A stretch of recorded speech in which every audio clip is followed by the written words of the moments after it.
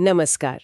आज हम भारतीय रिजर्व बैंक यानी आरबीआई के एक अहम टूल पर बात करने वाले हैं, पार्शियल क्रेडिट एनहांसमेंट या पीसीई दिशा निर्देश। जी हाँ, ये काफी महत्वपूर्ण गाइडलाइंस हैं। हमारे पास आरबीआई के सर्कुलर के मुख्य बिंदु हैं, तो आज हम यही समझने की कोशिश करेंगे कि ये पीसीई आखिर है क्या चीज, बॉन्ड बाजार पर इसका क्या असर होता है और कौन कौन इसे दे सकता है। बिल्कुल। चलिए शुरू करते हैं। तो सबसे पहले ये पार्शियल क्रेडिट एनहांसमेंट असल में करता क्या है, इसकी जरूरत क्यों पड़ी? देखिए, इसका सीधा मकसद है, मतलब जो कंपनियां या स्पेशल पर्पस व्हीकल्स एसपीवीज बॉन्ड जारी करते हैं ना, उनकी क्रेडिट रेटिंग को इम्प्रूव करना, एक तरह से सहारा देना। अच्छा, रेटिंग सुधारना। हाँ, सोचिए, अगर किसी कंपनी की रेटिंग थोड़ी कम है तो बाजार से पैसा उठाना मुश्किल होता है या फिर ज्यादा ब्याज देना पड़ता है।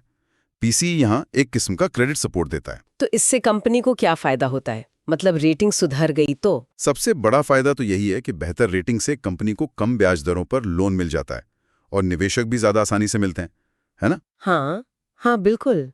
इससे बॉन्ड बाजार में भरोसा बढ़ता है, कंपनियों के लिए फंड जुटाना आसान होता है, खासकर इंफ्रास्ट्रक्चर जैसे सेक्टर के लिए जहां लंबे समय का पैसा चाहिए होता है। तो ये बॉन्ड मार्केट को क्या कहते हैं, गहराई देने की भी कोशिश है। समझ गए। तो ये क्रेडिट एनहांसमेंट कौन दे सकता है? क्या कोई भी बैंक या एनबीएफसी ये सुविधा दे सकता है? नहीं नहीं, सभी नहीं। आरबीआई ने कुछ खास संस्थाओं को इसके लिए चुना है, जैसे लगभग सारे शेड्यूल्ड कमर्शियल बैंक, लेकिन रीजनल रूरल बैंक्स को छोड़कर। अच्छा। फिर अखिल भारतीय वित्तीय संस्थान है, जैसे नाबार्ड, सिडबी वगैरह, और जो बड़ी और मजबूत एनबीएफसीज और हाउसिंग फाइनेंस कंपनियां हैं ना, जिन्हें आरबीआई ने मिडिल और अपर लेयर में रखा है ना, नगर निगम भी। मतलब मूल रूप से वो संस्थाएं जिन पर रेगुलेटर की नजर रहती है और जिनके पास ठीक ठाक पूंजी है। ठीक है, तो ये संस्थाएं पीसीई दे सकती हैं, लेकिन इसकी शर्तें क्या हैं? ये काम कैसे करता है असल में? हाँ, इसकी कुछ खास बातें हैं। पहली तो ये कि ये एक सब ऑर्डिनेटेड क्रेडिट लाइन है। मतलब अगर कंपनी डिफॉल्ट करती है तो पहले बॉन्ड होल्डर्स को पैसा मिलेगा, पीसीई देने वाले की बारी बाद में आएगी। ओके। दूसरी, ये इर्रिवोकेबल है, मतलब एक बार कमिटमेंट दे दी तो पीछे नहीं हट सकते। और तीसरी, ये आकस्मिक है, यानी इसका इस्तेमाल तभी होगा जब बॉन्ड का पेमेंट करने के लिए कंपनी के पास सच में कैश की कमी हो। मतलब ये लोन गारंटी जैसा नहीं है? नहीं, बिल्कुल नहीं। ये सिर्फ कैश फ्लो मिसमैच के लिए है। और कितना दे सकते हैं, इसकी भी सीमा है। हाँ, वही मैं पूछने वाली थी, कितनी लिमिट है? कोई एक संस्था या सब मिलकर भी बॉन्ड इशू के साइज का मैक्सिमम 50% तक ही पीसीई दे सकते हैं। सिर्फ आधा? हाँ, ताकि बॉन्ड का आधा रिस्क तो निवेशकों पर रहे ही। हाँ। इससे मार्केट डिसिप्लिन बना रहता है। हाँ? और एक और जरूरी बात, जो बैंक या एनबीएफसी जैसी रेगुलेटेड एंटिटीज है ना, हाँ? वो किसी दूसरी आरई द्वारा क्रेडिट एनहेंस बॉन्ड में निवेश नहीं कर सकती। अच्छा, ये क्यों? शायद सिस्टम में एक दूसरे से जुड़े रिस्क को कम करने के लिए, इंटरकनेक्टेडनेस रिस्क जिसे कहते हैं। ये दिलचस्प है। अब रेटिंग की बात करते हैं। क्या किसी भी रेटिंग वाले बॉन्ड को पीसीई मिल सकता है? कम रेटिंग वाले को भी? नहीं, यहाँ भी शर्त है। पीसीई मिलने से पहले बॉन्ड की अपनी रेटिंग, मतलब स्टैंड अलोन रेटिंग, कम से कम BB- होनी चाहिए। और ये रेटिंग किसी मान्यता प्राप्त एजेंसी से होनी चाहिए। कम से कम BB-। ठीक है। और कम से कम 2 एजेंसियों से रेटिंग लेनी जरूरी है। और रिपोर्ट में दोनों रेटिंग दिखानी पड़ती हैं, बिना पीसीई वाली भी और पीसीई के साथ वाली भी, ताकि निवेशकों को साफ दिखे कि कितना सपोर्ट है। बिल्कुल, पूरी पारदर्शिता रहे। अच्छा, अब ये बताइए कि अगर कोई बैंक पीसीई देता है तो उसे अपने बही खातों में इसे कैसे दिखाना होता है? कैपिटल और एनपीए के नियम क्या हैं इसके लिए? हाँ, ये जरूरी सवाल है। पीसीई देने वाली संस्था को कितना कैपिटल अलग रखना होगा, ये बॉन्ड की पीसीई से पहले वाली रेटिंग पर निर्भर करता है, जिसे प्री एनहेंस्ड रेटिंग कहते हैं। ओके। अगर वो रेटिंग बाद में गिरती है तो कैपिटल ज्यादा रखना पड़ सकता है। और एक बहुत महत्वपूर्ण बात है, अगर बॉन्ड की रेटिंग इन्वेस्टमेंट ग्रेड से नीचे चली जाती है, मतलब BBB- से भी नीचे, तो पीसी देने वाली संस्था को पूरे पीसी अमाउंट के बराबर का कैपिटल रखना होगा, 100% रिस्क वेट। ये एक बड़ा रिस्क है। बाप रे। और अगर कंपनी पीसी से पैसा निकाल लेती है और चुका नहीं पाती, तब क्या? अगर पीसी से निकाला गया पैसा 90 दिन या उससे ज्यादा तक वापस नहीं आता, तो उस पीसी फैसिलिटी को एनपीए यानी नॉन परफॉर्मिंग एसेट मान लिया जाएगा। सिर्फ वो पीसी वाला हिस्सा? नहीं, यहीं पर पेच है।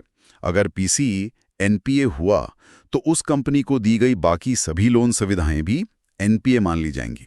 अरे, ये तो बहुत सख्त नियम है। हाँ, काफी सख्त है।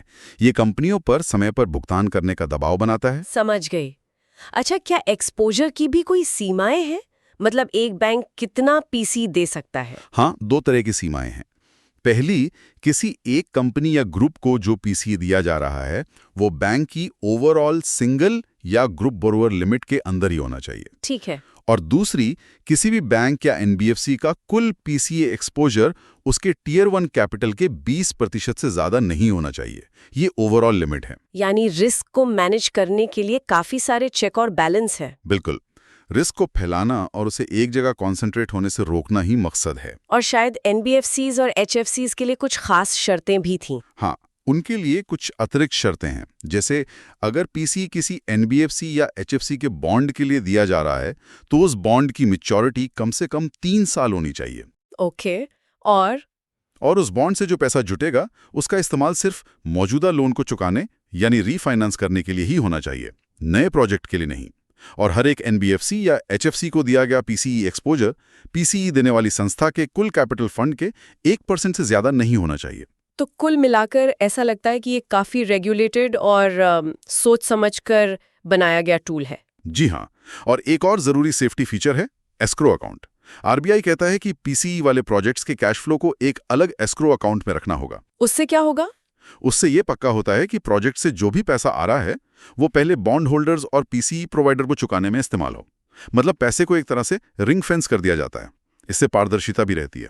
तो संक्षेप में कहें तो पीसीई कॉर्पोरेट बॉन्ड बाजार को मजबूती देने और कंपनियों को फंड जुटाने में मदद करने का एक तरीका है, लेकिन इसके साथ बहुत सारे नियम, सीमाएं और रिस्क मैनेजमेंट जुड़े हुए हैं। बिल्कुल सही कहा आपने। ये एक उपयोगी साधन जरूर है, पर सावधानी के साथ इस्तेमाल करने वाला।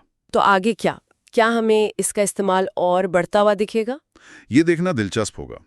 जैसे जैसे अर्थव्यवस्था बदलेगी, हो सकता है ऐसे क्रेडिट एनहांसमेंट टूल्स की जरूरत बढ़े, या फिर ये भी हो सकता है कि बाजार और रेगुलेटर रिस्क कम करने के कुछ नए तरीके ढूंढे।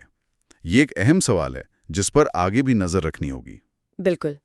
तो ये थी हमारी आज की चर्चा आरबीआई के पार्शियल क्रेडिट एनहांसमेंट दिशा निर्देशों पर।